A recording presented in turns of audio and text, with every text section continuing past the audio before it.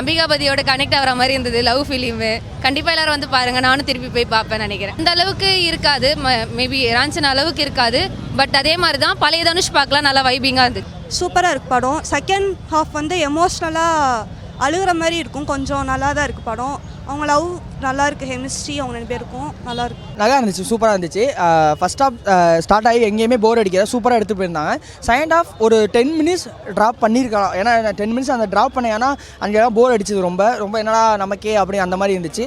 அது திரும்பி கிளைமேக்ஸ் எமோஷனாக சொல்லி முடிச்சிட்டாங்க. படம் நல்லா இருக்குது, பட் அங்கங்கே கொஞ்சம் ஸ்லோவாக இருக்கும். ஃபர்ஸ்ட் ஹாஃப் சூப்பராக இருந்துச்சு, செகண்ட் ஹாஃப் வந்து கொஞ்சம் ஸ்லோவாக இருக்கிற மாதிரி இருக்கும். அதே மாதிரி ப்ரெடிக்டபிளான ஸ்டோரியாக மாறி செகண்ட் ஹாஃப் இதான் நடக்க போகுது அப்படின்னு தெரிஞ்சு. பட் தனுஷ் அவரோட பெர்ஃபார்மன்ஸ் செகண்ட் ஹாஃபில் வந்து ஒரு சில இடங்கள்லாம் சூப்பராக பண்ணியிருக்காரு. அதே மாதிரி ஹீரோயின் கீர்த்தி அவங்களோட பெர்ஃபார்மன்ஸும் சூப்பராக இருக்குது. 2 பேரும் வந்து போட்டி போட்டு பண்ண மாதிரி இருந்துச்சு. படம் சூப்பராக இருக்குது ஜி. ஆக்சுவலாக ஆக்டிங் பயங்கரமாக பண்ணியிருக்காரு. படம் பார்க்குறதுக்கு முன்னாடி ராஞ்சனா அம்பிகாபதி ஒரு வாட்டி பார்த்துட்டு வந்துடுங்க. பார்த்துட்டு வந்தீங்கன்னா அதில் வர அந்த ஃப்ரெண்டு ஓப்பன் அப் பண்ணக்கூடாது, நீங்கள் வந்து பாருங்கள். கண்டிப்பாக செம்மையாக இருக்குது.